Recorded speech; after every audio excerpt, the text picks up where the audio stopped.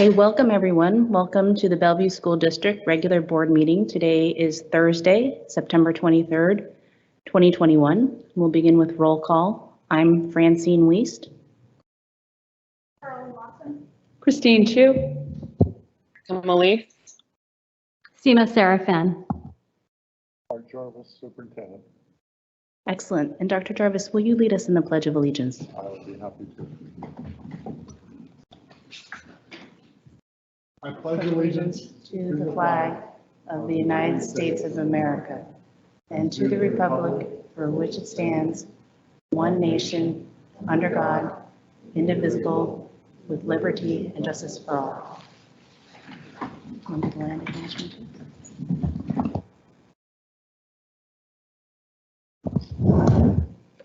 She's about to join. If we can hold off for one moment, our student is plugging in right now. Okay, excellent. And for those who were standing by, we were waiting for our student to join us, and it looks like she's able to dial in now, so just stand by for a moment.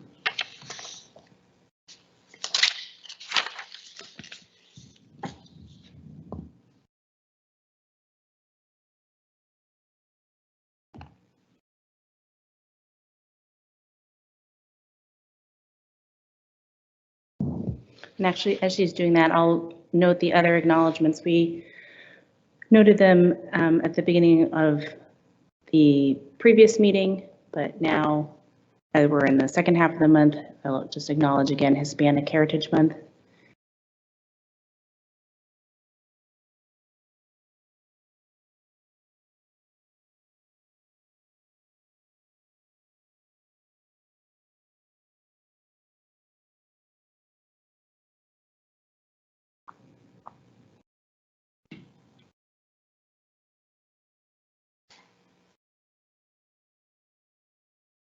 And then I think we'll go ahead and do the land acknowledgement, approve the agenda, and then we'll have the student update.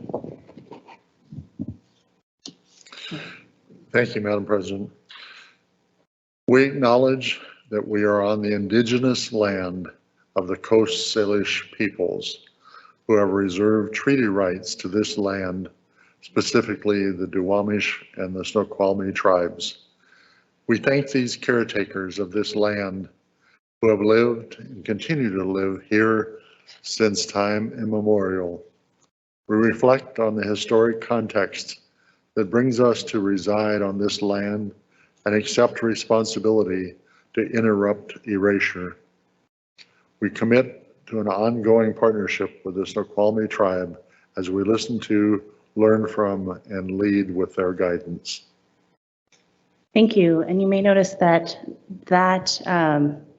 land acknowledgement is now consistent with the land acknowledgement that's used throughout the district at various events, both the one that you see projected on the screen, which we'll be replacing in future meetings with the one you just heard read, were both developed in partnership with Native American representatives who also assist us with curricular matters. And so we've aligned all of that. Friday, tomorrow, September 24th, is also celebrated in some states as Native American Heritage Day. In the state of Washington, it's recognized the day after Thanksgiving. But throughout the country, we have various celebrations, reflections, and acknowledgement days. Are we ready for our student?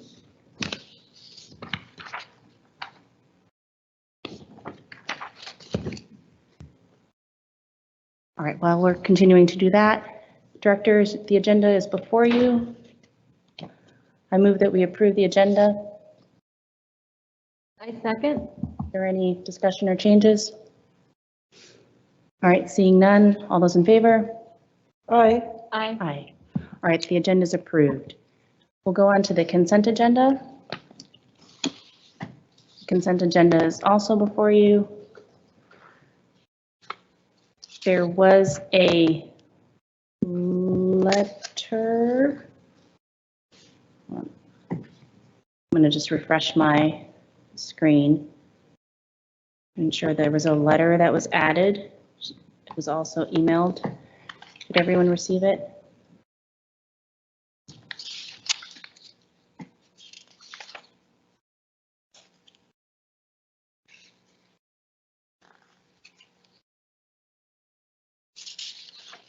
Okay, and it's added as item 2.4. All right, has everyone had a chance to review that?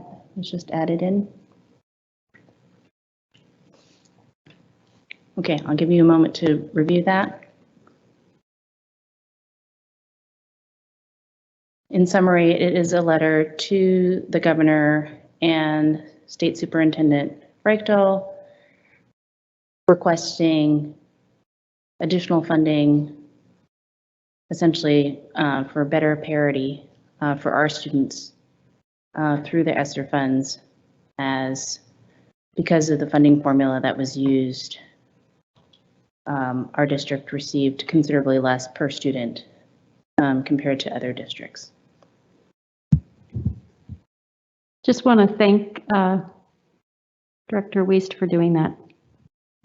Oh, and really my thanks is to Deputy Superintendent DeVita and Dr. Jarvis for putting this together on short notice. And Mr. Harrison. Thank you. All right. Okay. So let's just, Director, do you need another moment or we're all set? Okay, anything? So I move that we approve the consent agenda. I second. I'd like to know why this is being signed by only 2 board directors instead of all of us. We can update that to have all signatures and the superintendent's signature Yeah, particularly, yeah. for the ESSER fund letter. We will update those and we will make that change. So can you amend your approval of the consent agenda to include that modification? So amended. And seconded. Okay. All right, all those in favor of the agenda as amended? Aye. Aye. I think we have 5 ayes there. All right, so the consent agenda is adopted. So now we'll go to the student update. And it's my pleasure to introduce our student, Selena Greenwood. She's an 8th grader at Tillicum Middle School. Please go ahead. Hi, sorry. I am so sorry I'm late. Computer issues. Yeah. So my name is Selena Greenwood. Yes, I'm an 8th grader and I go to Tillicum. And, well, what I really wanted to talk about was how great the school is and how great everyone is. The teachers are amazing. They are so friendly, and it is so easy to build a relationship with each and every one of them. And I do hope that I can continue that relationship over the years when I'm out of middle school. I also wanted to talk about how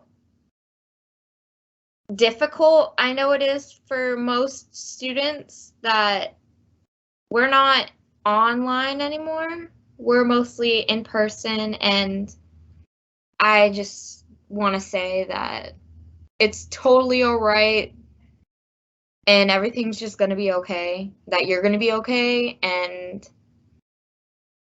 that's basically what I just wanted to say. I wanted to be the positive person I am and just wish everyone good luck and wish all of you good luck, and yeah.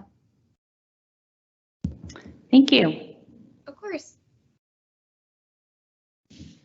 All right, well, you are welcome to stay in the meeting, or we know it's always busy this time of year getting things going, so you're welcome to stay, or if you need to leave, that's fine too. So thank you so much. Thank like you we're- all so much. We're only specks on the screen for you, whereas we can see you really well. So I just thought we'd wave so you could see that we're actually seeing you. Oh, before you go, could you just comment maybe on one or two specific things that have happened at your school this year that have felt like a positive start to the year, since you said you have, very positive outlook? Just maybe a couple examples of things that are helping.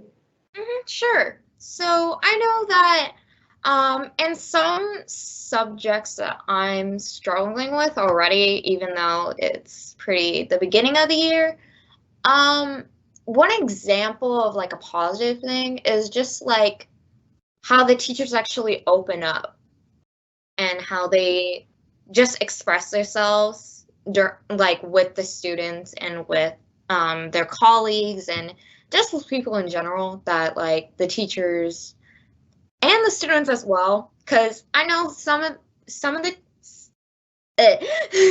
some of the students get really confused, and there's lots of kids that are just keeping that positive stuff, wanting to be with like making new friends and everything, and there's a lot of positive stuff. There isn't really a way that I can limit it. It's just amazing. I really enjoy it, and I enjoy being at school, even though it can get difficult at some times. Thank you so much. Of course. All right, thanks again. Thank you so much. I really appreciate it.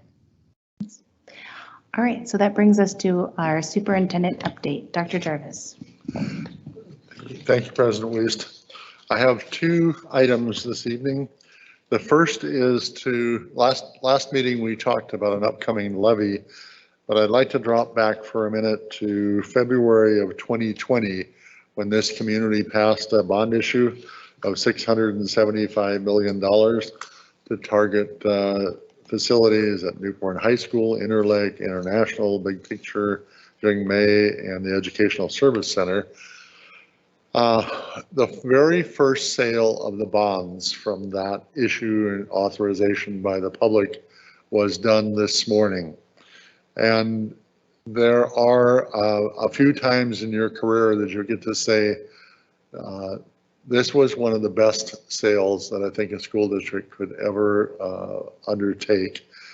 So I know that Melissa DeVita gets full credit for the bond market and making it come out the way we did, but it is my pleasure to turn to Melissa and ask her to share a few details on the sale of the bonds that the board authorized at our previous meeting and the success of that sale, because it really, I'll just set the stage, I think it was spectacular.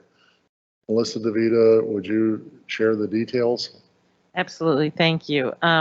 First, really the credit goes to my finance team and to others that supported us from K&L Gates and Trevor Carlson from the work that he does. So thank you so much. So we did split the bond sale into two separate issues, really to take advantage of what's going on in the marketplace and to structure it based upon what the demand is. So we did a short-term issuance and then a long-term one. The short-term issuance had a principal value of $38 million. The maturity date is June of 2022. There were 7 bidders. Wells Fargo actually was the winner. And the true interest cost of that issuance was 0.08%. So that's less than 0.1%. It's almost free money. So that was a really smart structure. The second was a long-term bond issue for $60,680,000. The maturity dates on those range from December 1st of 2023 to 2040. And we had 12 bidders for that group. Citigroup Global Markets was the winner. And on that issuance, we received a premium on those bonds of over $15 million, almost $16 million. The true interest cost on that issuance was 1.8%. So that is super low. In fact, it is the second lowest that we've seen in the last 10 years and the lowest that we've seen on the sale of new bonds. We only went lower once, and that was at 1.59% when we were doing a refunding in 2012. So we really did take advantage of the market to save our taxpayers' dollars, and we look forward to using these funds to expand Newport High School. That project will start next summer. It will go on for 3 years, and the reason why it's taking so long is because we do have to do it while kids are in school there. And so that just makes projects take a little bit longer. We'll use it for design work on big picture as well, and designing the new transition center. So really excited to see those projects moving forward.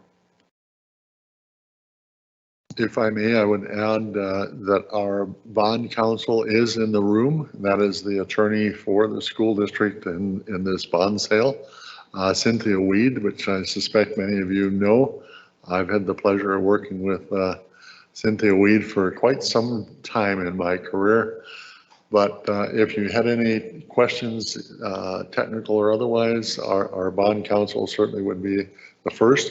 We also have our underwriter in the room and can answer questions about the bidders, the sale, and any educational elements that he'd care to add. But I would turn it back to you, President Wiest, if there are any questions.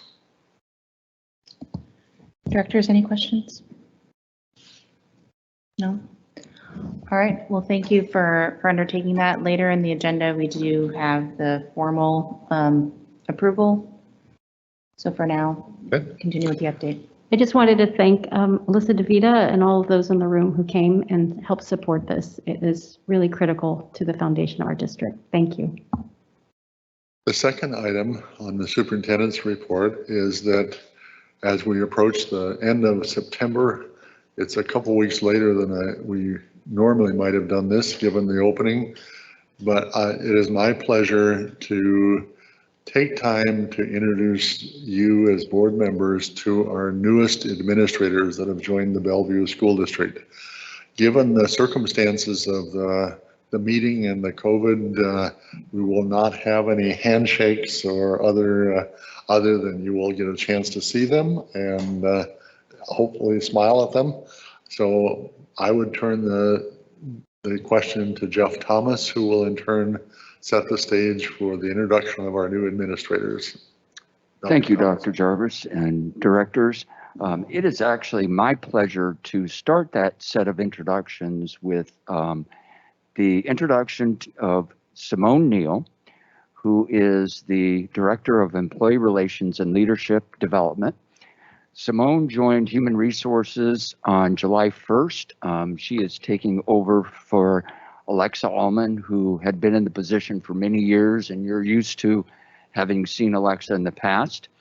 And Simone is going to go ahead and introduce our new administrator. So I'm going to turn this over to Simone. Good evening, everybody. I'm Simone Neal, as Jeff said, and I'm just going to have the pleasure of introducing our new administrator. So I'm going to have you all join me in the front, please. Thank you.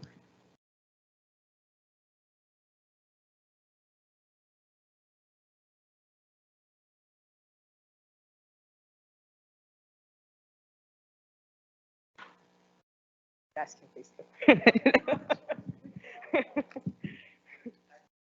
okay. So what I'll do is I'll pass the microphone down and you can say who you are and your school. My name is Dongmei Tan. I'm from Jinmei Elementary as the assistant principal. Hi, everyone. I'm Sadine Al-Ali. I am the assistant principal at Newport Heights Elementary. Good afternoon. My name is Rachel Pearson, and I'm the assistant principal at Phantom Lake Elementary. Hello, I'm Rachel Bell Castro, the new assistant principal at Chinook Middle School. Hi, good afternoon. Miguel Gutierrez. I'm assistant principal at Interlake High School. Good afternoon. I am Jessica Stratzula, assistant principal at Bennett Elementary. Hello, I'm Deborah Coney, and I'm the assistant principal at Odell Middle School.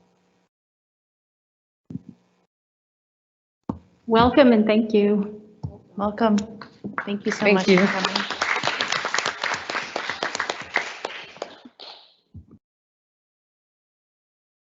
That would conclude my report to the board. Directors, do you have questions? So thank you again to the administrators for coming. We definitely appreciate not only your time for coming today and being able to put names to faces, but all of your service and work and really your leadership that's so crucial right now at this time as we kick off a very important year for our students. So thank you. Director Chu. Just a quick question for the superintendent. As we've kind of gotten through this whole COVID back to school pretty smoothly, knock on wood, but the staff and families and everyone has just been putting tremendous effort into making it work and really appreciate that. Are there any outstanding issues that we need help from the state or other groups or anything with, or do we feel like right now it's just a matter of continuing to support one another and work through details? Is there anything that's making it hard? I think three quick answers to that question, one of which would be you saw the letter to the state, which really, for the purpose of the public, clarifies that school districts need help. And the Bellevue School District, while we're certainly going to make it through the year and we have a sound budget, we're also operating anything less than efficient, and the COVID costs are not going to be covered. We were one of the districts, because of the way the money was distributed from federal funds, that was not even handed. It tended to go to districts with less resources, and it in some ways it treated Bellevue somewhat badly. So we will need assistance because the program we're running right now really is not sustainable long term. The second piece really is related, but it's not the financial piece. I have said to anybody who would listen that I believe the school district will be operating side by side with the COVID pandemic for perhaps quite some number of years. It does not appear that this is a short-term thing that's going to go away in a month or two. So as we look at that, we're going to have to factor that into our operation. Example would be considering long-term dual platform. If there are parents who will continue to need and want virtual, then what might that look like for the Bellevue School District? What else in terms of what we see and as we look at the results of young people and their learning losses and the system, what else do we need to put in as support beyond what our initial recovery plan was to get open this fall? I think we opened with a good recovery plan that did have some long-term thoughts in there, but essentially it was, how are we going to open for this 21-22 school year? So we will be looking both as a board, as a district, at what kind of supports, if in fact we are due for a fairly long-term relationship with the pandemic and existing, and how we go about that. And leaving that for a minute then would be the third piece. And the third piece is our enrollment clearly has taken a roller coaster effect to some extent. And what I mean by that was we lost an initial set over the last 18 months of some families and young people that went elsewhere, perhaps to private school, perhaps to homeschooling. We recovered some of those students, but we're still making adjustments even in this fourth week of school, because our class sizes turned out quite uneven and unsustainable. So we are making adjustments, and along the way we're going to be upsetting some classes that are in place, and that process underway, particularly at the elementary schools. And Heather Sanchez and Kelly can give more details, but they're deeply engaged in making that work as a system. And I think over the next at least couple of years, we're going to continue to see some very interesting demographics and projections and trying to determine which young people will be with us, which ones will be with us virtually and in person, and which ones will be returning. So we have a number of challenges that would be quite different than the typical take a 5-year projection and make the cohorts and roll them up and add a growth factor. I'm not even mentioning some of the things that we know we're facing just as a school district, and that's our housing and affordable housing and homeless students. But within this COVID coexistence, so to speak, I think those three would be the elements that will cause us just to be alert, to continue to make changes, to continue to try to problem solve, and hopefully to do that with the grace that people will understand that we do have to make adjustments even beyond. Every year we would make adjustments for enrollment, but this year is a little more sizable, particularly on that late shift from in-person to virtual academy and how we do that. So I think those are the challenges I would put on the table that are most preeminent. Thank you. And one other question just on the superintendent update, that is regarding the testing. It looks like Carrie Lang and Heather Edlin and many of the people are working really hard to provide additional testing support pieces for COVID in our district. And I just wondered if you could clarify what is now available in terms of on-site testing, who can access it, when are they allowed to, and also any changes to the ability to test to return. It probably won't surprise you that I'm going to call on Heather Edlin to help on that, because that's literally, even today, will be the question of what's been approved. We've submitted application for how to do our testing program, and I want to make sure that the answer I give wasn't dated this morning and out of date. So Heather Edlin, would you kind of answer on the testing program we've applied for? Sure, happy to. Thank you. So Heather Edlin, Executive Director of Teaching and Learning. So I'll talk a little bit about the testing, just a kind of broad testing overview. The district will participate in 2 types of testing, one being pooled surveillance testing. That will be done with PCR testing through Atlas Genomics.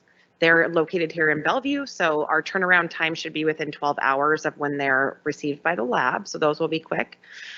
Diagnostic testing will be done the same way. We can do the diagnostic testing in our school sites as well as here at the central office. We'll have designated hours. We are starting our pilot program for that next week, where we are trying out the consent, an online consent for families, all those launches pieces. So we'll start by launching with adults at the central office to see how the courier system is working, the pools system is working, all of that. Then we're branching into schools that are represented by the district health and safety team, getting feedback from them, and then it'll be the full launch. So we're looking at launching in the next 3, starting next week, but then probably phasing it out over the next several weeks. Just to make sure that we can do that really thoroughly and we don't set up our system-wide system and then we have some kinks we haven't figured out yet. So that's that piece.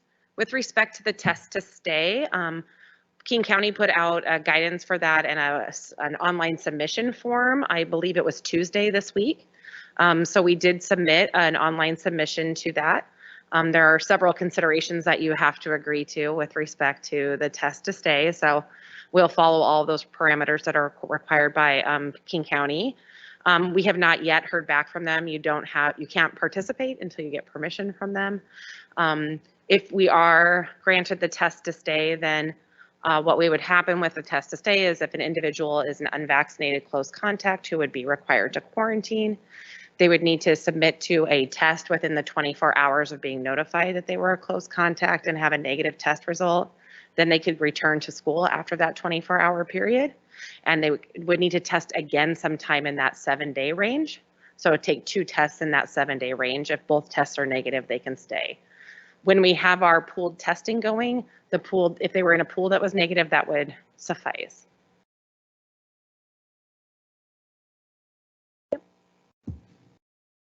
Any further questions? All right, we have received some additional information, and you touched on some of our enrollment issues. I know that's on the forefront of many families' minds who've been affected because those staffing notifications went out this week. Do you have any further updates on that? We are basically carrying out the plan. We can get you a little more detail. Eva Collins, I think, has continued to spearhead that, but basically the last 2 days, 3 days have been implementing the plan that was devised, and it continues to make those adjustments. So there are no particular updates to that other than we are carrying that plan out. And Eva, do you have anything that you could add as far as an update?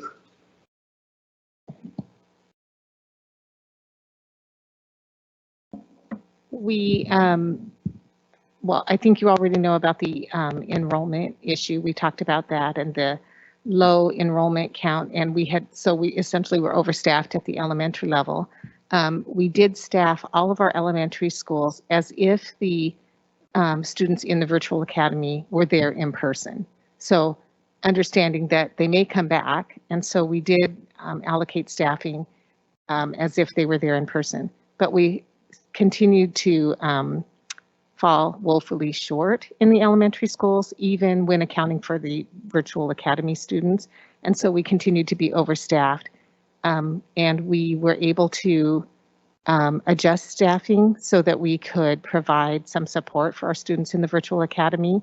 We'll be providing one teacher per grade level to provide support for our students in the virtual academy, recognizing that we want them to have a really smooth transition back to in-person when they're ready to come back. And so we were able to do that. So in the end, we were able to adjust by 10 teachers across the district. And then we had one additional teacher who volunteered to be a designated substitute to help support the substitute shortage as teachers may need to quarantine or for other reasons.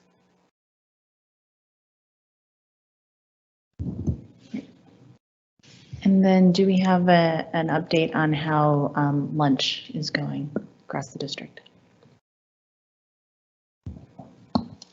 My short answer is well, but let me give you a little more detail. One of the issues I think that people have been asking is what happens after the rains come. We've been certainly enjoying in many of the schools the opportunity to use our covered and outdoor facilities to extend the lunch and where kids eat, as well as the amount of space. One quick update there, I'm going to ask Melissa DeVita, because she and Jack have just worked out a plan to try to deal partially with some of the increasing some outdoor space in spite of the rain. Melissa, would you give a brief update on pop-up tints? Certainly, they're more canopies. So, the tents with the sides that come down and those types of things, if we're going to leave them up for the full year, they're considered permanent structures, and we have to go through the city then and get permitting, and we'd also have to ventilate them, because having a bunch of students eating in a structure with vinyl walls is really not helpful without ventilation and other things. So we've come up with a plan to basically order 13 by 13 canopies. It's the kind of canopies that you see on the side of soccer fields and those types of things. And we're going to connect them together so that they're not just standalone, but so you can imagine, say it's, 4 by 3 or just grouped together, and then put sandbags or cement blocks on the poles so that they can't blow away and they'll stay. And then we're going to place them in as protected areas as we can. Some schools have interior courtyards, for example, International School. And so we'll be doing some of that, but we will also have the fire department will want to come out and look at them and make sure that it doesn't block egress or any of those types of things. So we're also working with the fire department kind of to get like an over-the-counter permit type of thing for those structures. So we're in the process of doing that. They're ordered. They're going to be in the warehouse sometime in the next couple of days, and then we'll be going out to schools and getting those things set up. So That's in the process. But with lunch, the biggest issue in my mind continues to be the supply chain. And that is a national issue. And it is caused by two primary factors. One, the 30% uptick in volume. So we have 30% more students eating in our district, and we are not alone. So it's pretty much a 30% increase across the nation. And then second is that the supply chain basically shut down during COVID. You know, you didn't have the restaurants, you didn't have the same volume going through school lunches. And so, you know, manufacturers shut down manufacturing lines, and transporters laid off drivers. And then farmers weren't growing as much because the manufacturers weren't buying it to process it, to then drive it to places. And so the entire supply chain, you know, shrunk. And now we're trying to get that supply chain back. And not only are you trying to get it back to supply what it was doing before, but to supply 30% more. And it is not back. And so we are no different than other school districts. We have periodically run out of milk. It's not because we haven't ordered it. It's not because we don't know we need it. It's because we're short on deliveries. When deliveries come, they're not the quantities that we requested, and they're rationing across, you know, the suppliers like US Foods are rationing across all the districts that they supply. We're out of certain things like chicken patties and other things. And again, it's because Tyson is rationing to the suppliers that we buy from, and then they're rationing to us. So we continue to do the best we can in terms of providing that food. Unfortunately, there are days when we run out of certain things, and kids will want, you know, a chicken sandwich or a hamburger, and we just don't even have them in our warehouse. So it can be difficult at times, but I think our nutrition services staff is doing a wonderful job with what they have and the limited resources that they have to make sure that we have food to feed all of our students. Yes. As far as physical, just we've adjusted where the kids eat. We've adjusted when they eat in extended time periods. So we've adjusted the chairs and the seating arrangements to provide maximum distance. In some of the schools, if not many of them, are using the covered play area to be able to extend their area outside. And of course, the covered play area will be available year round. It doesn't necessarily keep it dry on the sides, but we can answer more questions. But that part, I had joked earlier that probably the most over-engineered lunches, just because there's been so much attention given to try to increase the space and the opportunity and keep young people safe. And my high commendation to Wendy and the entire nutrition services, because they've had to work through everything that Melissa was just talking about and still provide high quality lunches for the kids, and I think they've done it superbly. Dr. Serafin, do you have a question? Yes, I did. I actually have two quick questions. One is, you said there's a 30% increase in demand. I want to just learn more about what the source of that is. And then the second is, do you have a projection for when things might turn around? Like, does it look bleak for the whole school year, or is there a sense that the supply chain is essentially working back up to capacity that's needed? Okay, so the 30% comes from the quantity of meals that we are serving. So she gave me the numbers earlier today, but basically we were supplying 7,400 meals or 8,400 meals per day, and now we're supplying 2,800 meals more every day. Is that this year versus last year, or So this year versus normal years? 8,400 was our normal year, and now it's 2,800 more meals every day. And there's even an uptick beyond that on Fridays generally. So it's quantity of meals being served. When will the supply chain be back to normal? I don't know.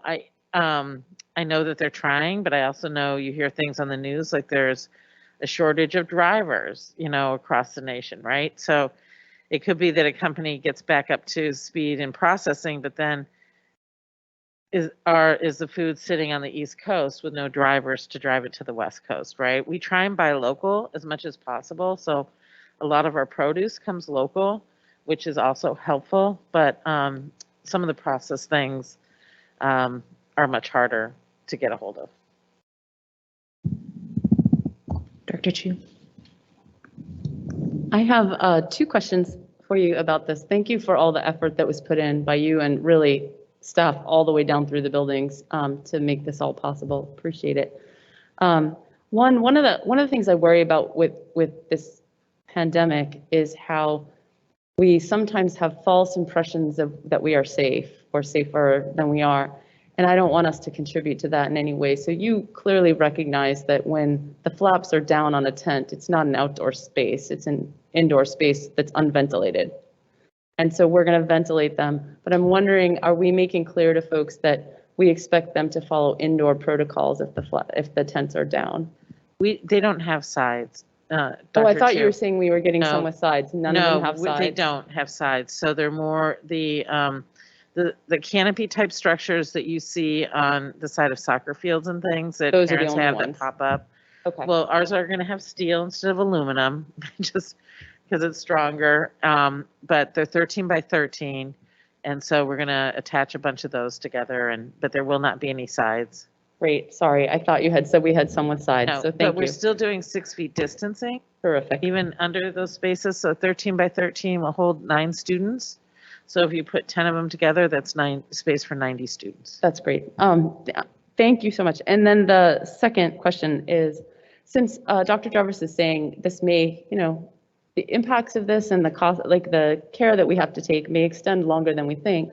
Are we doing anything to adjust our designs for any buildings under construction right now or under design so that we can increase outdoor spaces? Because I think there are many reasons that would be valuable, but for this as well.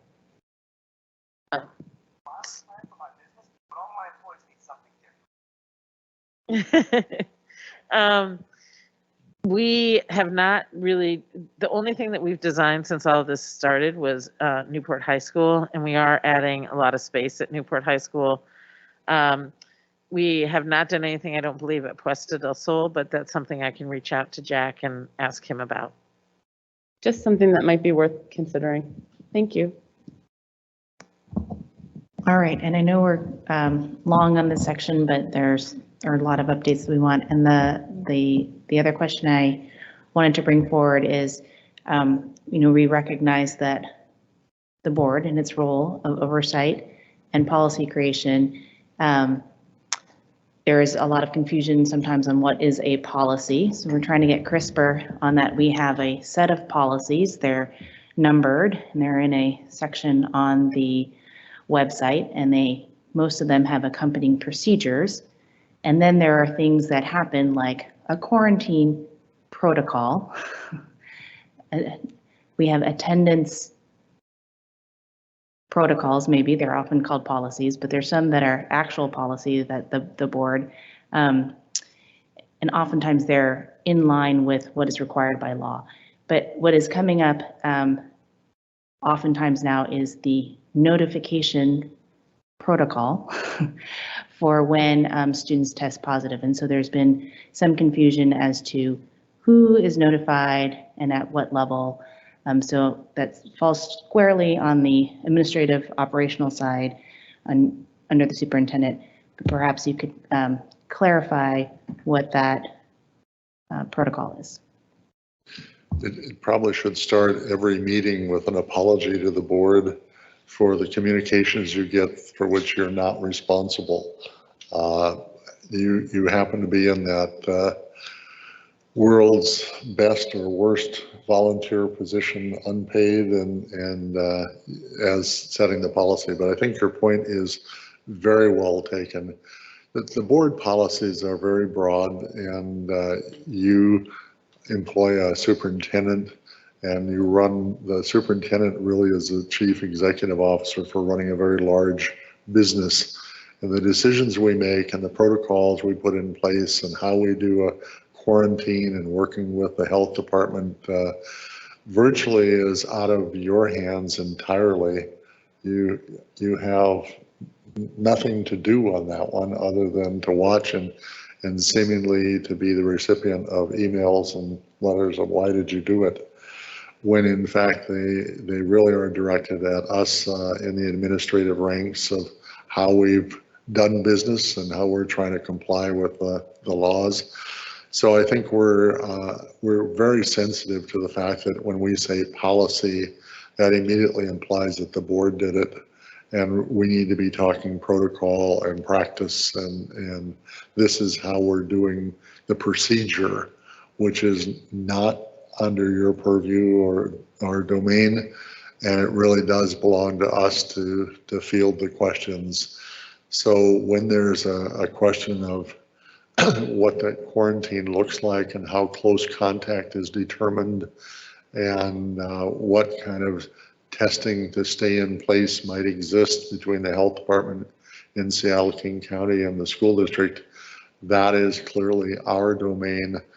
I have some of the people you have just been hearing from, but whether that's Heather Edlund, who submitted on my behalf our approval for our testing program, or as Melissa was just recapping the plans for the lunch, or I'm looking at Heather Sanchez and Kelly Armaki, and they're trying to help carry out the adjustments in staffing at elementary and fielding questions with parents and concerns when we dissolve a classroom.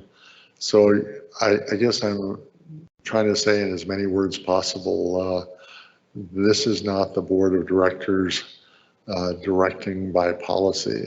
This really is the operation of a almost $500 million per year business that we're operating and trying to stay solvent in a very, very difficult time. And that's what we get paid for. And it's ours to work through with the people who disagree with us. So I may start every meeting with first the apology for your fielding the things that I have and we have created. On the other hand, I will say to you, I will continue to be very proud of the opening this year and the fact that our young people are back in school. I think the staff has done a spectacular job. I do recognize that not everybody will agree with me. Well, thank you. Specifically with the notification, do we have just, I think this is an opportunity to just be very clear. We're hearing different things in terms of who's notified. So I know, for example, I received a notification at one point that said that someone had tested positive, but I was not a close contact, but I was made aware of the date and the location. And yet we are hearing different things that people feel like they're not receiving notification. And yet what I have seen is notification. So perhaps we could just clarify what the expectations are in terms of notification. I think you may be asking about if someone tested positive in one of the schools, would the whole school be notified that there had been a positive test? Is that part of your question? Yeah, it's who receives the notification, when, and what information is included. I'm going to build on that question so we can get to a tighter answer probably faster. I think that the questions that we're receiving tend to be in the space of, I appreciate receiving when I am a close contact, I get notified, that's clear. We do our contact tracing, we notify anyone who's a close contact. The second level of notification that we appear to be giving is the notification that is school-wide that says there was an incident at your school. We don't know if it was in a classroom or on a sports field or what kid or what area. So we tell people there was something in your school, you should know that happened, but you weren't a close contact. We don't give anything more granular than that, and we're getting a lot of questions about like, well, if it was my classroom or my sports team or my this, why don't you tell me that it was in my classroom, my kid's classroom, so I can decide if I want to be extra conservative. I mean, I think we are following, my understanding is we are following all the notification guidelines, and then we've added the additional communication of giving them the notice if something happens at their school, but we didn't add anything in the in-between. And that is the question that I think we keep getting. Francine, is that where you're going, or are you going somewhere else? Yes. I will enlist some support on this one. My broad answer is that we are in full compliance with the Seattle-King County Health Department and the State Department of Health. There are very stringent, both federal and state regulations that we are trying hard not to invade anyone's privacy on the fact that someone may have tested positive. So the question was, is this a staff member or is this a student, typically will not be answered, and it won't be that it was in room 23 and the guessing game begins. So we try not to hide it, but we try to be in full compliance with the Privacy Act and the requirement and the privacy of children. There is an amount of fear that we've all watched in terms of, I want to be aware of who's around me that may have tested positive, but at the same time in the school, the assurance that I would give most, and I don't know that it satisfies the question that's being asked there, but it is the assurance that, number one, if it does touch on the close contact rules, you will be notified, and if you're not, it basically is outside of that realm, and that's the way the system is set up. Beyond that is people trying to not hide anything. There's always that question of, are you being transparent that there was a case? So we have the dashboard. The dashboard rules are, in essence, what happens at school, not what happens necessarily if someone came to school with a positive test from their family, for example. That would not show up on the dashboard. But the reality that there are people who would love to say, we should tell them that it's in a specific room or a specific person or a specific class, and we not only won't do that, we can't do that. So I just want to clarify something you just said, because I'm not sure that my understanding of it was what you intended. You said that if a student comes to school with a case of COVID, it wouldn't be reported on our dashboard because if it was transmitted from the family. That's not my understanding. My understanding is if they were exposed outside of school and then they quarantine and they never come to school, we won't necessarily report that because they weren't at school or something. But if a kid comes to school and has reported case of COVID, that will be reflected. Is that correct? I am going to ask for help to make sure that I'm giving the answer of what we have on our dashboard. And if I have misspoken, I just want to make sure we're crystal clear on that. Heather, I know you have spent many, many hours on this very question. I have. I certainly have. Thank you for this question. So if there's a student who has a positive case of COVID and they were in our building during their infectious period, then they will be reported on the dashboard. Thank you. But a student could have a student could be in quarantine, let's say because their parent was a close contact. The student is unvaccinated and therefore was in quarantine, becomes positive sometime in that quarantine, but was never in school during our infectious period. They will not be on the dashboard. They have to be in a district facility during their infectious period. Thank you. And then the other thing I just wanted to point out was if a parent receives that broad notice that their child was in a school where there was a case, but they weren't a close contact, and they want to they want to be more conservative in some way because they have other reasons, we will then have that surveillance testing available to them, and their children are welcome to participate. Is that correct? Yes. As soon as that's out. Correct. That is correct. Okay. Yep. Thank you. Yep.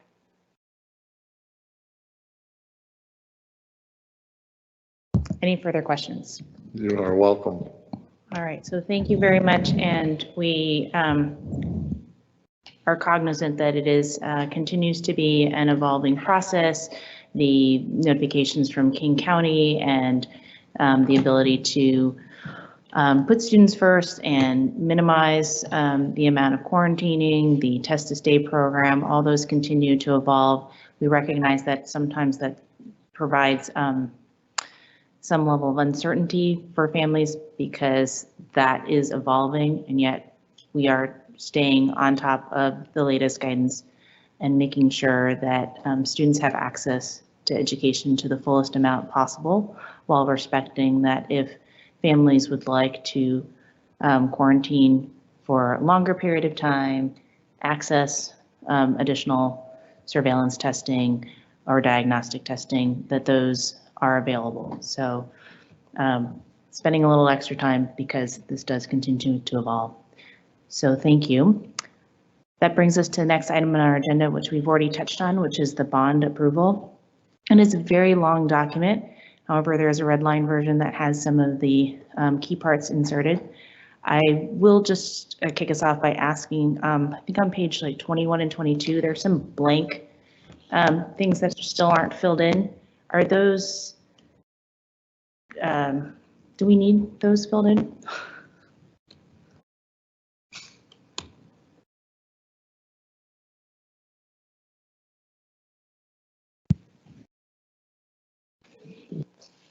Melissa, Cynthia, you can either take the table or the podium. So I'd like to introduce Cynthia Weed, our bond counsel and the board's attorney in terms of the bond sale. And she works for us, for you, and represents us well.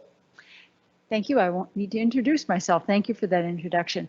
You are pointing at or observing what is referred to as the form of the actual bond. And so that is a form that is a broad form and will be extracted from the resolution and turned into the actual bonds. And so we will prepare a bond and fill in the blanks on the actual bond with the specific details that identify the bond number and the bond series. And so those blanks are there intentionally because it's a form that is to be filled in and turned into the actual bonds that will be delivered. Actually, not to the investors, but they will be electronically delivered and represent each maturity of each bond of each series. Okay, thank you. Are there other questions? I'm old enough that in the old days, you had a whole box full of beautiful bonds. And it was much more satisfying to be able to look at a bond and hold it and see it. And the electronic world just doesn't do it for me, Cynthia. Can I move that we approve the bonds, the bond resolutions as presented, and also issue a thank you to Cynthia and to Melissa for making this happen? I second. All right. So thank you. Are there further questions or discussion? All right, seeing none, all those in favor? Aye. Aye. All right, the bond is approved, or sale is approved. Thank you very much. Are we supposed to clap again? Because we're very happy.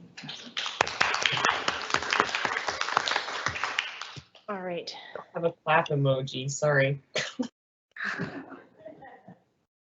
Thank you. All right, so that brings us to our committee work. I'll pause for a moment. Do you understand that we need to sign this? Do we need to sign it before our representatives leave? No? Okay, thank you. Okay, thank you. All right, so that brings us to item 5, committee work policy review. Directors, before you on item 5.1, you have a draft annual board calendar. And I'll just, again, say that there's been several incarnations of the board calendar over the years. Each time we strive to make it easier to use and read. Certainly in the past year, we've had to deviate slightly from it because there was a period of time early in the pandemic closure where we were actually restricted in the business that we could conduct. So I'd like to thank Ms. Gasparich and Mr. Harrison, especially for combining a variety of documents into one document. So that's the,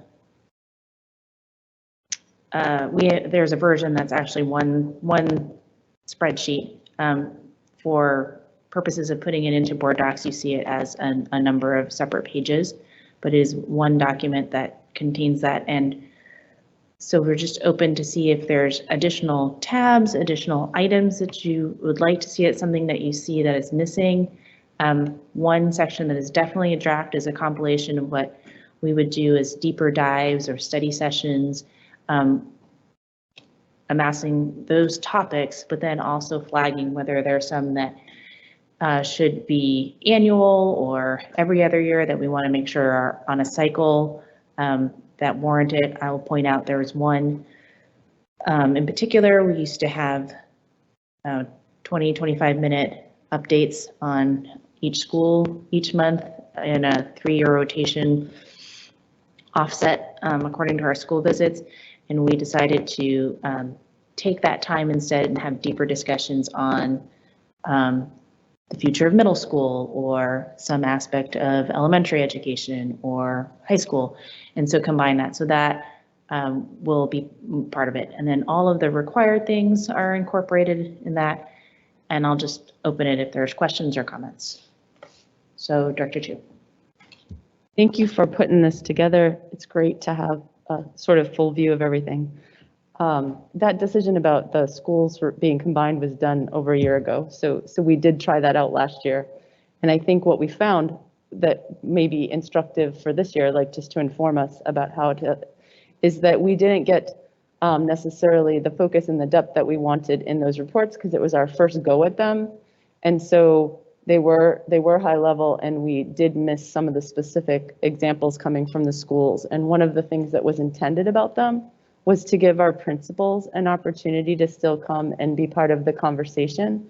Because one of the things we're trying to do as a board right now is to really increase the voices that participate in our governance in all different forms. So those school reports were an opportunity for principals to have voices. And so when we combine them, it's important that it doesn't just go to a district admin to summarize things, that the principals are still a deep part of that conversation. And some of them were last year, but I wonder if there's a way to, I don't have a specific prescription, just an ask that we make sure that those continue to bring the voices of our principals forward. The second thing, I had a couple of questions about it. One is, where is the annual and strategic planning work, not just the reporting out work? Because we had talked last year about putting our annual plan together much earlier so that it could be used and not so stressful. And yeah, maybe we do it a little bit before the school year is over, but maybe March and April are the right times for that instead of August, so that it can be used in the June, July, August planning exercises that happen. And I didn't see any of that there. And then the strategic plan is going to be a big thing that we're going to look at this year. And I didn't see that process woven into the calendar, and it will need board input on a regular basis. So I wonder if we could think about how we might, one of the committees sort of owns making sure that the board participates in that. And I don't know if you were expecting that GoalCom would come back with a plan for that, but maybe we can, or you can think about that. And then finally, the department and program level reports. We've worked over many years, iterated and iterated and iterated to find a way to make sure that those were all coming in. And one of the things that happened in the way that we did it is we turned them into tier 2 goals or something. We asked them to all have goals that they reported on, and it became almost a distraction from the strategic goals and the strategic advance. And it made it feel like there were 800 goals that people had to go over. But we still need, for our oversight role, to understand the quality of operation, the quality of experience and outcomes that each of our departments and its work is generating. So I wonder what sort of reporting, monitoring, exchange with the board, voices to and from the board, are appropriate to look at that level of oversight and direction setting. And I wonder if we could do a little bit of thinking about, because it feels to me like all of those have disappeared. And I think it's good in one way, because focusing on the high level goals is terrific. But to be able to look at oversight and quality of operation, quality of experience and outcome, I can't do it without some insight into those spaces. So I'd like to see something there. And I don't want to prescribe. I want to invite something to come back there. Okay, why don't we collect if there are other questions or comments? Director Malif, I want to make sure that we get a chance to see if you have any comments. Yeah, I'm listening and I'm engaged, but I'm also getting my kids dinner. So I don't have any comments on it right now, but I will appreciate hearing all of yours. Okay, thank you. Anyone else?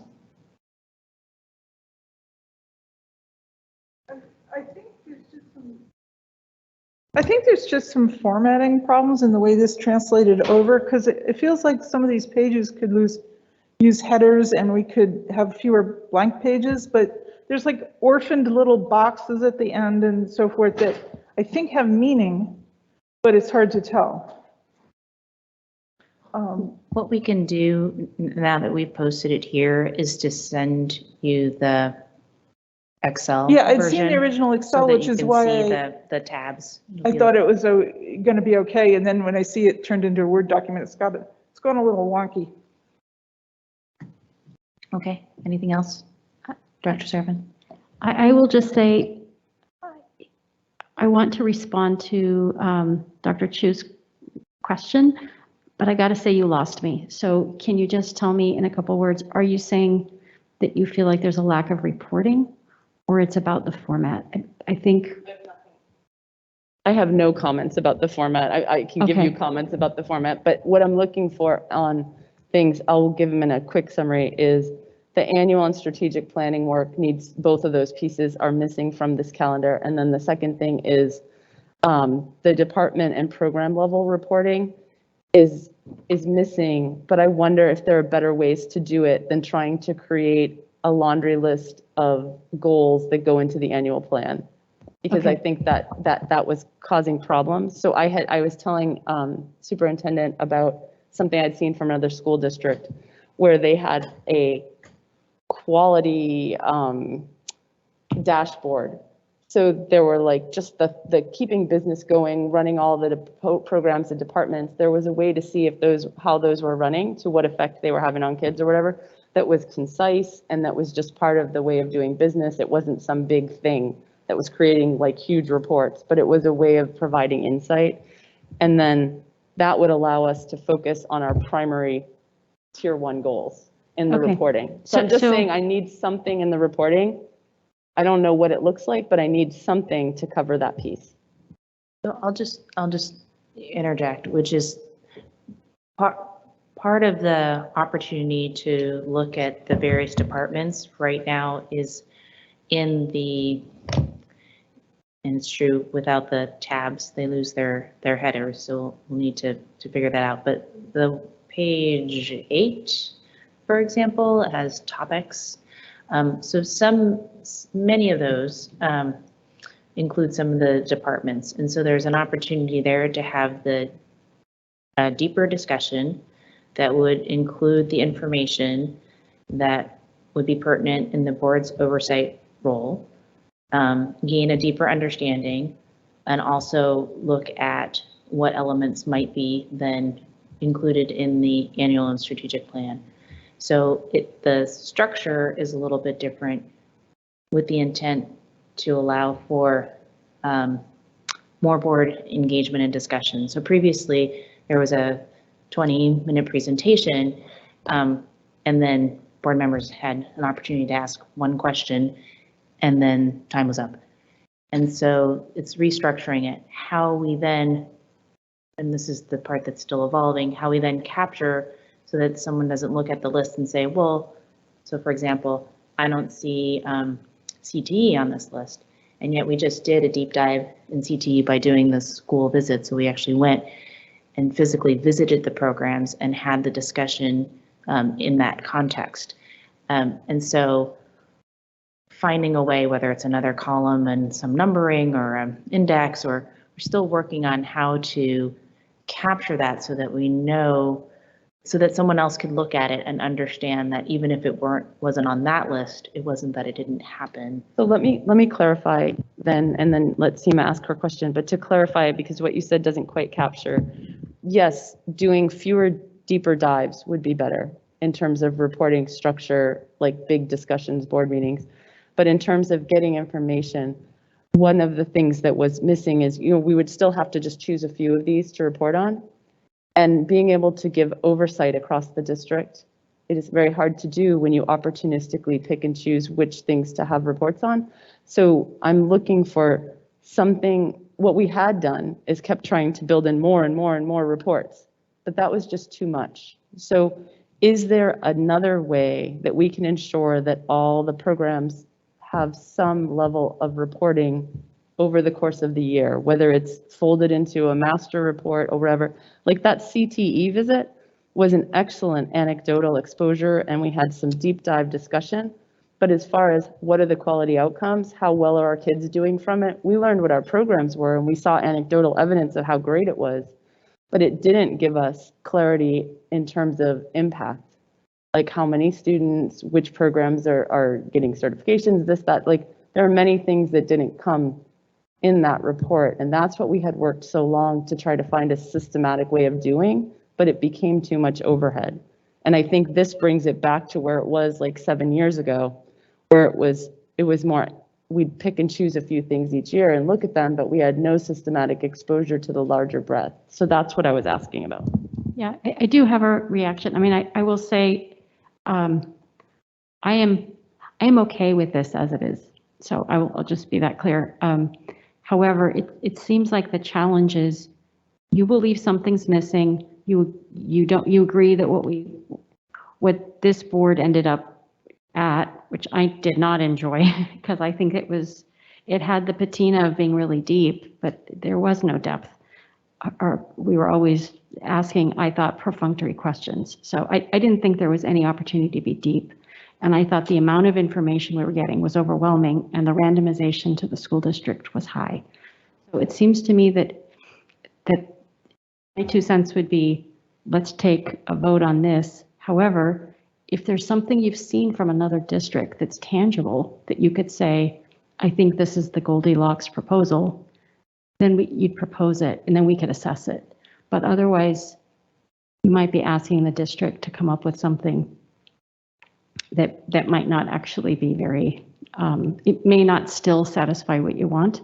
So that might be an idea. Unless Dr. Jarvis, having seen many other districts, you have something in mind.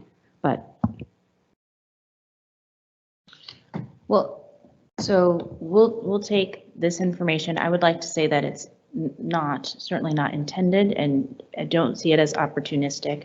And so what we can do is an additional chart, potentially by department or area, and then it would indicate across the X's of where it's being considered and the date. So if it were a visit, but if it needs a visit and a report, because we do get an annual report from CTE, which we already approved last month.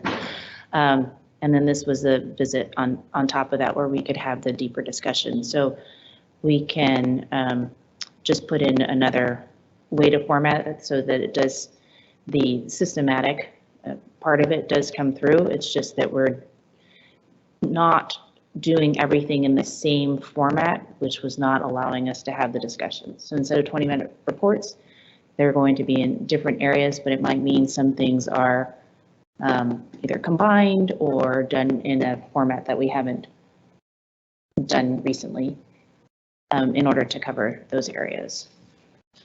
Dr. Watson. So I think that the worry is that we're going to miss something. And I think in previous years, we worked really hard not to miss anything, which is that report I dug up and sent to the people who worked on this that showed the periodic table and all of that. So I'm wondering if we even take something like the periodic table and modify it to become that checklist where you can stick that date in a little checkbox, if that will do it. So then we're reassured that we haven't missed anything, which is basically what Francine just said. Yeah, I think something like that would be super helpful, Carolyn. I love that you're kind of tying it together because it becomes evolving what we're doing as opposed to just redoing it every time. And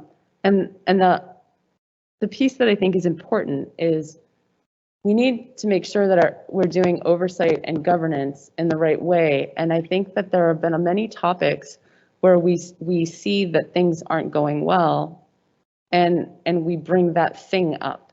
And then that thing becomes a thing, and it feels like it's to the community or to the staff, like it's being managed from the board. Because that incident or that thing comes up.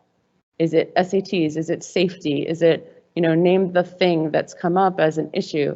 How do we be more systematic about looking at the quality of the way that we operate so that those things become less severe and less frequent and are managed primarily by the superintendent, but are appropriately overseen by us so that we see. And I think it's better for us to be less reactive and more proactive in our governance. So that's what I'm looking for. And I love what you're saying, as long as it's not a rationalization checklist. Yeah, like we sort of included that, like that was included. We got a chance to see the quality metrics of how that was working. So that's what I'm thinking. So we'll be discussing this a little bit more in item 5.3. But I would like to just ask, we're in the middle of it. I just want to have a 30-second answer from Dr. Jarvis. Is there been a sort of system that you've seen that you particularly think might address this? Okay, because we're going to talk about it in reporting in our board development workshop, and we're going to devote 3 hours to that topic. So 30 seconds would be that under 5.3, we're going to try to talk about when and how do we analyze the progress reports to the board and come up with a system that both evaluates how it's working and where to go and how to do it better. So that is in this next work in the board development, and very definitely, I think, useful, and we'll cover a lot of that. So I don't know if that's 30 seconds, but I'm trying. Good. Thank you. All right. And I also recognize that we do have, how many members of the public here for comment? 3. So thank you. I realize that the time on the agenda, which is approximate, we have passed that time for public comment. We're going to get through the next couple of items. Should be fairly short, and then we'll be at public comment fairly soon. So the next item is 5.2, and we have a board equity commitments report. I would like to appoint directors to work on that board. I think the document is just, Oh, it's okay. The document that's there is not the equity document. Okay, so it may be posted in the wrong area. So I'm just going to expedite this. Director Watson has volunteered to be one of the directors to work on the board equity commitments report. Is there another director who would like to work on it with her? What does it mean to work on it with her? It says, very exciting thing here is that he says that we're going to have a workshop in October of 2021 where the board equity commitments will actually collaborate and set them. There's a exercise, no?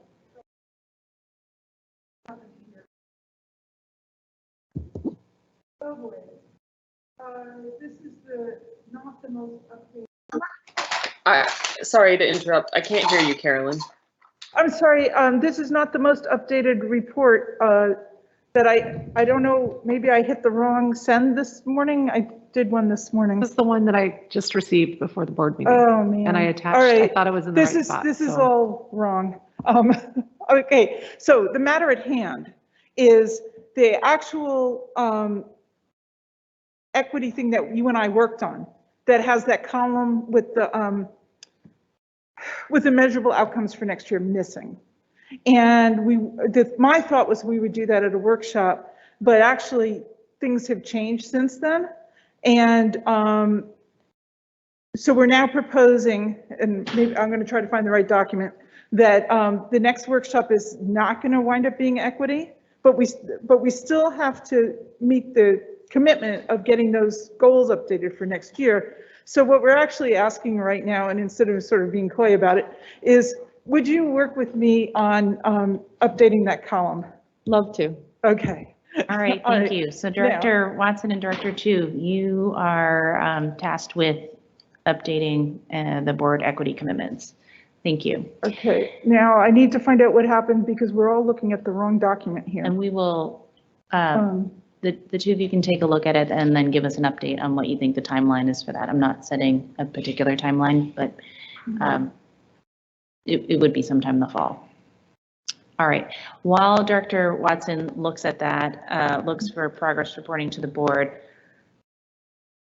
I'll just give us, you want one? It's in my sent item queue. The document from today is not the document that was posted. I wonder if you could grab it right quick from 12:32 p.m. I'm sorry, everyone. Are we using that document for 5.3? Yeah, Oh, okay. Board Development Plan Fall 2021. So why don't we go on to item 5.4 while we try to pull that up, and then we'll come back to 5.3, just in the interest of time. I'll re-forward it. A couple of technology delays. And what I'll do is, while you're looking for that, Director Watson, I will walk us through policy 4200. It's our school visitors policy. And this is actually technically the second reading of this policy. So we did a first reading in March of 2020. There was a discussion around lobby guard generally, which is not particularly or explicitly noted in this policy, but we had a discussion around that, and there weren't changes. However, we couldn't bring it back for second reading again during the beginning of the pandemic because we were limited on the items that we could discuss, and we did not have school visitors at that time. So just to refresh everyone's memory, most of the changes around this policy are reflected in the title. So it's now school and district visitors. We had visitors to buildings that were not schools, and so we wanted to make sure that those were included. We do have ways that people announce themselves as visitors during school hours when main offices are open. There are certainly visitors to our campuses that are outside of school hours, and they are still covered in this policy, but in a slightly different way.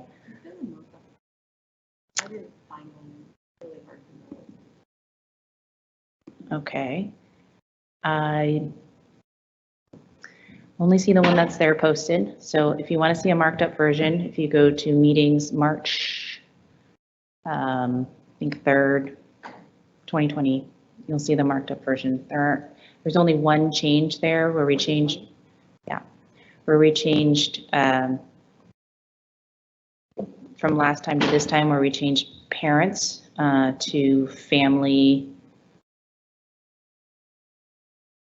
We updated, we added caregivers to parents and guardians to be more inclusive. And generally across the policy, we work to make the language more inclusive. And so those are the changes. And so again, there weren't any changes that were recommended by directors from the first reading. And so we're recommending this for second reading today and approval. Okay. Okay. So are there any questions? You have the critical criteria review. Yeah, I was going to speak to that for a second. Because so a number of us worked on the critical criteria review, and I just added some thoughts and some more people that I thought might be impacted, and I just fleshed out a little bit. And I guess there's something I added here that for your consideration, I'm wondering whether some of the data from Lobby Guard could help us determine the extent of family engagement on some level. You know, with kids who are families that are coming in, and are we reaching the right families? But the data wouldn't necessarily show that. So, but someone very familiar with the building could perhaps look at those logs and tell, you know, after a year. So it's just an idea that came out of the critical criteria review. Right. And then the rest of it, we always want to know whether we can actually mitigate something. So we did mitigate, or tried to, here with the trying to make the whole coming in and checking at the front desk thing a little less intimidating for people, whereas you don't have to show like a driver's license if you don't have one or you don't want to, and there's staff that are there that can help you, and we can use multiple languages on the system. Any questions, comments? No, Director Malif? No, I'm good, thank you. All right. I'm going to move that we adopt policy 4200 as proposed. I second. Any further Sorry, discussion? sorry. No? All those in favor? Aye. Aye. All right, the policy is approved. So that we'll go back to item 5.3. Were we able to pull that up? If we refresh, will we be able to see their correct version?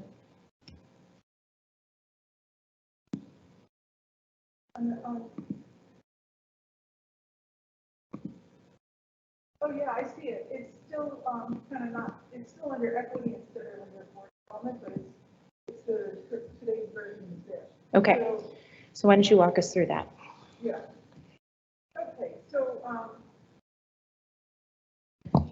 Okay, so actually it's interesting, we were talking about our previous discussion of not dropping ideas that we had or that we all agreed on.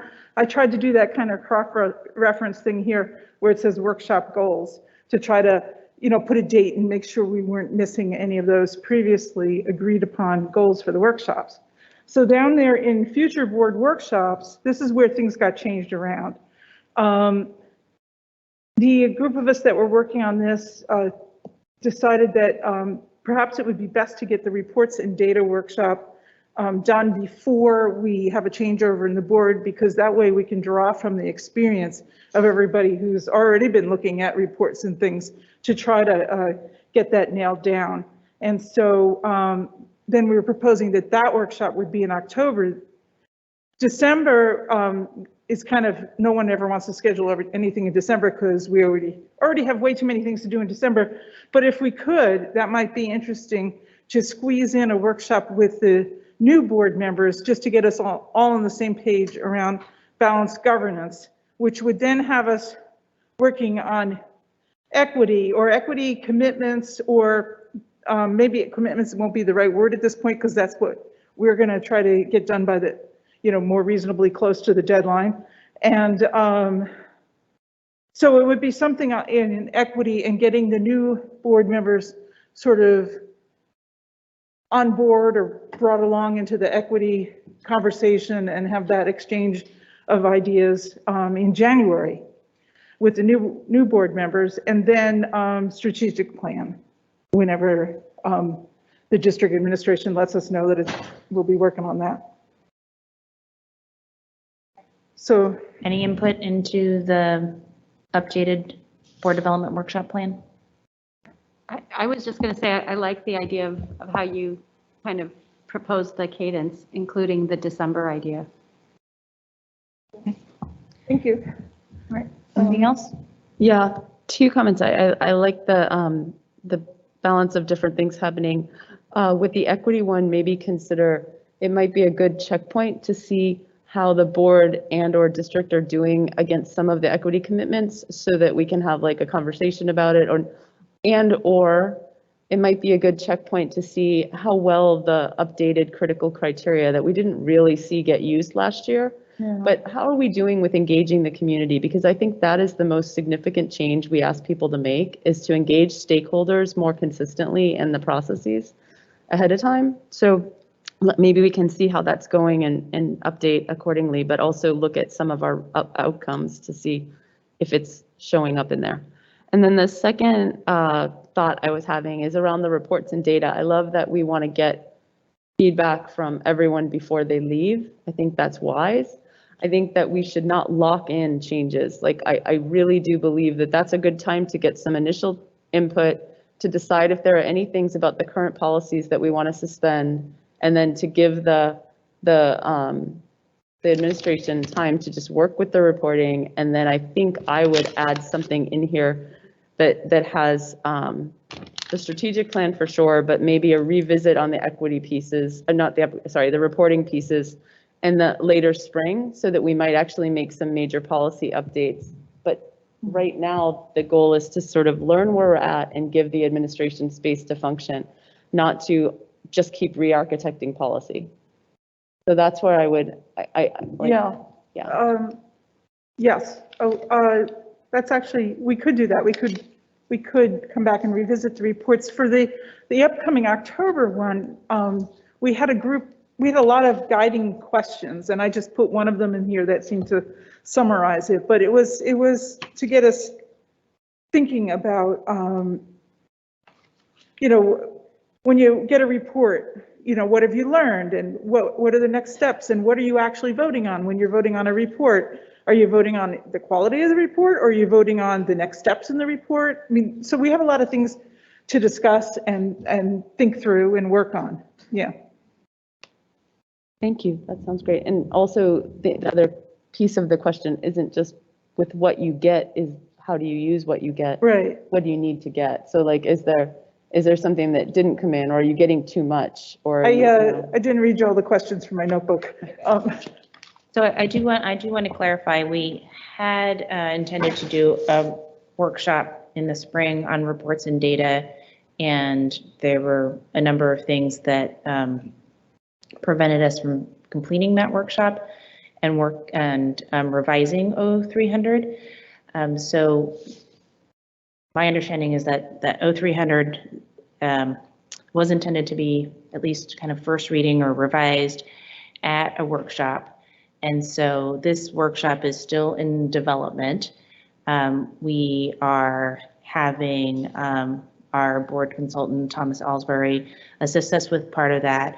Melanie McGee is taking the lead on helping put together objectives and goals around that so that we are focused and use these questions as well. We'll be soliciting additional input from directors. I believe, Dr. Jarvis, you're also having input from staff in terms of their experience with the reports and data, and this continues to evolve. And so depending on the framework of that, we may make progress on 0300 during that workshop. So it's still evolving. So we have it on the agenda for GoalCom this year, and so we can take it, and if there's stuff to amend, we can take it back and bring it, from that workshop, bring it back to the board in a first reading, or if we make a proposal for some kind of suspension, or whatever, we can take whatever comes out of that and see where to go. And if it is some updates, we can make some updates. I think I'm worried because we had said we didn't put time, like we were trying to do bandwidth on time and the timeline and stuff, and we didn't commit to that one in the fall, but I'm assuming that since staff is planning this with you, that they have some bandwidth for it. So if GoalCom wants to let us work on it as the executive committee for 0300 and just continue to do that, then we can structure the workshops and then take responsibility for bringing it for the subsequent readings. Why don't we see how the workshop goes, and if it comes out that we want you guys to follow up, we just ask you to do that at the workshop, and that's fine. Because you're organizing it anyway, you may as well. All right, I think we could do that. One of the, I think the difficulties last time was because there's 4 different people then, with the 2 on the GoalCom and the 2 of us there, that we just don't want to overlap that. So it may be easier for us to say that we have ownership of it, at least for now. And then if we need to bring it back to you, but we just, it made it, Dr. Watson, correct me if I'm wrong, but you did say many times that it was challenging to do that. So if that would be okay from GoalCom to just say, you've got it for now, and then. That's what I'm saying. Okay. I'm saying that you get it through the workshop, and then at the workshop, we decide who takes it from there based on what's going on and what needs to be done. Or not. Yeah. Okay.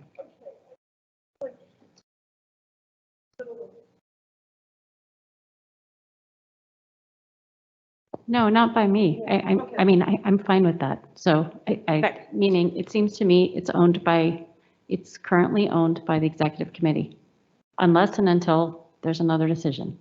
Okay, so we will keep going. All right, so we'll keep going with the planning of that. Any other comments on the board development calendar for the remainder of the 21-22 school year? Okay, and so we'll work on seeing if there's scheduling available for the December and then January, maybe already starting to get those on people's calendars. All right, thank you. So that concludes item 5. Item 6, are there any? Can I make a motion that we switch the order of 7 and 6 so that we can hear the public comment for those who've been waiting? Sure, I was gonna just ask if there were any reports other than what was written there, because then we would be done. Okay, sure. As long as we don't have another 10 minutes talking about it. To give you guys a quick summary of my sort of experience, but can wait until after public comment. Okay, so there is moved and I'll second to swap the order of business. All those in favor? Aye. Aye. All right, that passes. So that brings us to item 7, which is public comment. We have 3 public comments that are available. We're going to post there.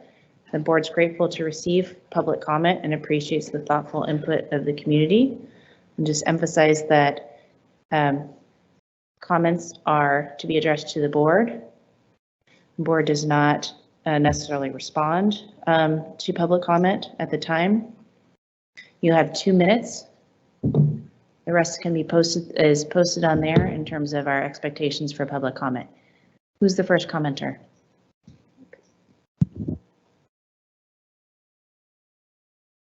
Jason Alton.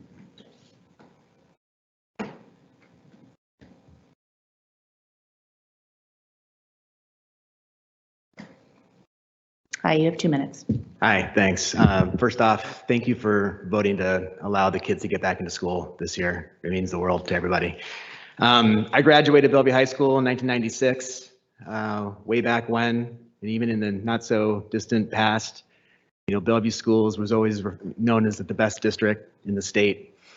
Obviously due to a lot of factors, but first and foremost, we live in the wealthiest zip codes in the state. Fast forward to today, we have the highest priced homes and we're paying the most in property taxes. So one would think we would have quite a bit of revenue on the books. On the flip side, with this exodus of children, can I pick this up? With the exodus of children that we've seen in the last 18 months, you would also think that our just overall balance sheet would be in fantastic shape, especially with the successful bond issuance earlier today. Going back to this exodus of children, we've seen it across all grade levels. My 4th grade son lost his 3 best friends just going into this year. Over the past 18 months, he lost, we know over a dozen families across other elementary schools that have elected to go to private school. Fast forward to an email video that we got from our middle school teacher principal this past week, telling us about this reallocation of resources and teachers moving around and further disruption to these kids. She mentioned that it was a total surprise and somewhat shocking of the number of kids that are not returning back to Bellevue schools. As a parent, as a neighbor and member of the community, amongst parents, everyone knew that kids were leaving. So now with numbers down, we're in a different spot. And I know you guys are working through. We're at the 2-minute mark. Okay. I'm just concerned that you guys have a lot on your plate, but we're still bleeding kids. And I just hope that Bellevue once again can reclaim its title as being one of the best school districts in the state. That's it. Thank you. I just want to make one statement, sir, that you may want to listen, not the last meeting, but it might have been the one before.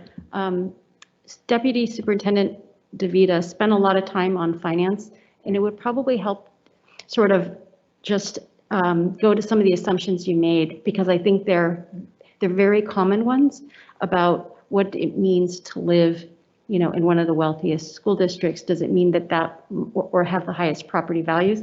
Does that mean that actually comes to us? And she did a really nice job of explaining that. And the reason, we took that time was because there's so many people who asked those same questions. Is it posted online somewhere? It is. It's on, if you go under, I think it was the last week. Okay. We'll have someone send it to you. Yeah. Oh, yeah, my email. If you provide us Perfect. your email address, we can get All it right. to you. Thank you. Yeah. All right, next speaker, Noelle. Hi, I'm Noelle. I thank the board and the superintendent for the opportunity to speak. I'm a lifelong Bellevue resident. There's probably pictures of a very young me in the early 80s at Stevenson's. I have two topics today. The first is equity. I spoke several weeks ago about the disparity between the remote option, Bellevue Virtual Academy, and in-classroom instruction. As the school term is proceeding, it's pretty evident that the learning loss and the emotional loss this year will probably be greater than last year. Last year it was due to the pandemic. This year it was due to the unforeseen Delta wave, which came about right before the start of school. I know just walking in here a little late, there was already discussion of the recognition that the pandemic might be here for a while. And the kids who are in the virtual academy are there because of necessity, because of immunodeficiency concerns. So my ask is that any type of, any changes to the virtual academy should be done keeping in mind reducing the barriers to re-entry for the kids to go back into the classroom full time, whether that's next school term, next year, or maybe even 2 years. By now, the board has adequate data on the demand for virtual instruction. It is 700% what it was in the spring. Plus you count the number of kids who choose homeschooling or switching out of district. That is further demand for a more equitable remote option. My second issue, it's kind of an uncomfortable issue. As you know, last winter, a group called School is Essential, they put together a campaign called the Teacher's Wall of Shame. They collected information on teachers, including school correspondences, and put them on a website. And they did this with the intention of directing hostile conduct towards the teachers. Now I think there is a Teacher's Wall of Shame 2.0. Many of the same individuals are collecting examples of what they call critical race theory, CRT. It's actually examples of the district's equity education platform. They're collecting this information, the materials, as well as getting the contact info of the teachers and the names of the teachers, and they're posting it on an online forum. Again, the intent seems to be to direct hostile conduct towards teachers. So my ask to the district is to consider whether this activity is disrupting the educational experiences of other kids. And that's time. Thank you. Lisa Ross.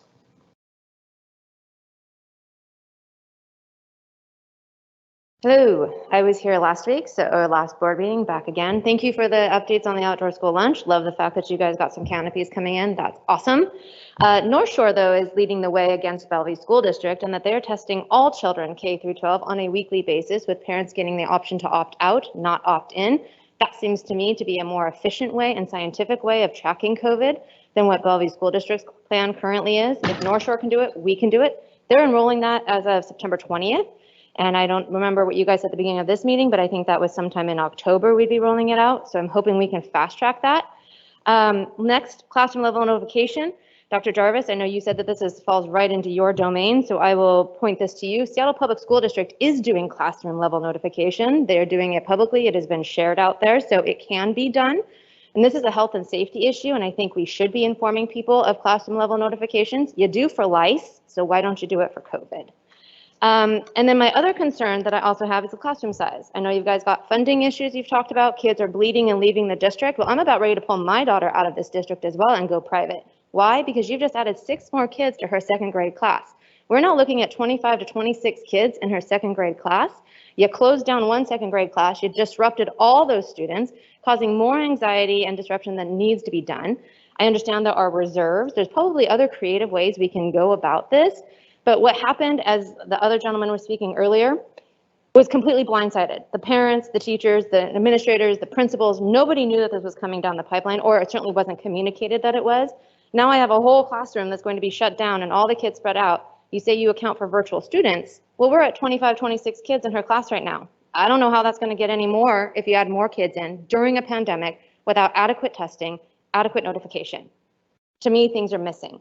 We have never been a district that does the bare minimum, but I feel like we are now.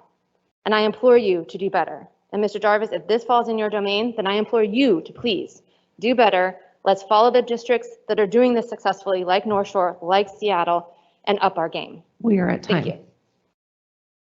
Thank you. So that concludes public comment. Again, our volunteer board of directors very much appreciates the time that people take to come and bring public comment. However, it's not the only way that we receive information from our community. We welcome emails. We have a voicemail. People can leave messages in the language of choice, and that's delivered to us, and board directors do read and consume the information and use that in our oversight role.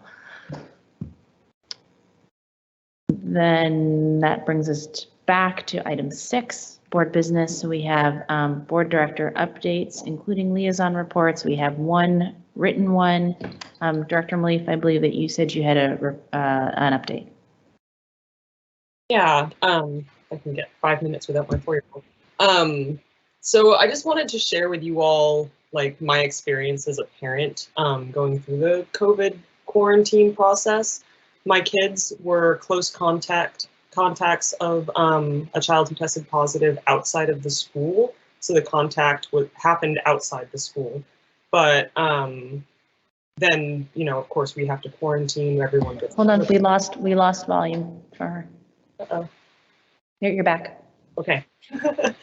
Of course, we have to quarantine. Everyone gets notified. It was sort of a bit of a scramble to figure out what was going on. But, you know, the very first thing I did was put in a call to my principal saying, like, what do I need to do? When can they come back? Because the guidelines as they were written on the website, and I believe this was on Friday, and so I believe that everyone was in the process of figuring out at a district level, what we were going to be instructing people to do.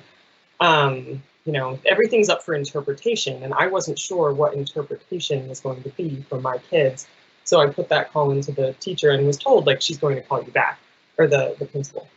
And she did, and I thank you, Dr. Jarvis, and everyone who worked on this, for the process became 7 days with a negative test or 10 days or without it at a minimum. And I really appreciated that this last week as we did the homeschooling thing again, because honestly, it was right back to spring of 2019 without the structure of an online class. My kids are in 1st and 2nd grade. It was back to me being their teacher and a whole lot of fighting me on it. And their teachers were wonderful, and they sent home packets and, you know, scheduled like quick catch-ups at the end of the day. But me trying to get them to do the work was just a disaster. And so I was very appreciative that with the negative test, we could get them back in school and back to their classroom and back to doing their work and being with their peers quickly. So I wanted to thank everyone for their work on that. And, you know, they went back today, and I believe I saw a number of other children who were also part of the out-of-school contact that were also there. So I think that there wasn't any transmission, if anything, but again, this was out of school, so it wouldn't have been in-school transmission. So I don't know how that would, I appreciated your explanation earlier, Art, on how this shows, or Melissa, whoever said that, how this would show up in the dashboard. Because there's obviously a large list of kids quarantining. Most of them will be back. I don't think there was any transmission as far as I know. But yeah, it's been an interesting experience. So I just wanted to sort of share young elementary school parent perspective with you all on that. Thank you. And you gave a liaison report last time. Are there any further updates? I don't No. have any news since then. Okay, thanks. Any other updates, liaison reports? I submitted something online, and I'll just say, I think I have something on PTSA, so does Carolyn. So I'll just say that regarding what I submitted, the main thing was really the next meeting is going to be October 4th for the PTSA Council. And on October 14th, they're hosting the school board candidate forum. And what you'll find online is a link and information about the date and time of that. Otherwise, as I put in the written email, generally the first meeting, which kicked off on September 13th, the general vibe was very positive, lots of excitement about being back at school, and also some positive feedback reported by the PTSA president, Emily Castle, regarding the SAT being in school. Other than that, I think there were some questions top of mind on the topic you've heard a lot about, which is the virtual education and the quality of that, as well as levy. So I think there was another matter that came up that Carolyn had a chance to talk to them about that she was going to apprise you of. Oh, okay. I thought it was going to be now. All right. Yeah, so, okay. I was just going to say that about Bellevue Special Needs PTSA. So, of course, earlier today I filled out an online form about it for our onboardings, and that gave me closure, so I forgot to type it up for this moment in time. But I'll just say that I would encourage, anybody with any kind of interest in kids on IEPs or 504 plans to go ahead and join the Bellevue Special Needs PTSA. They've been holding their meetings virtually, so it's been really easy to attend this year. And they say that they'll be having a first meeting towards the end of October. So if you sign up with them, you'll get the notice. Otherwise, you can check their website at BellevueSpecialNeedsPTA.com.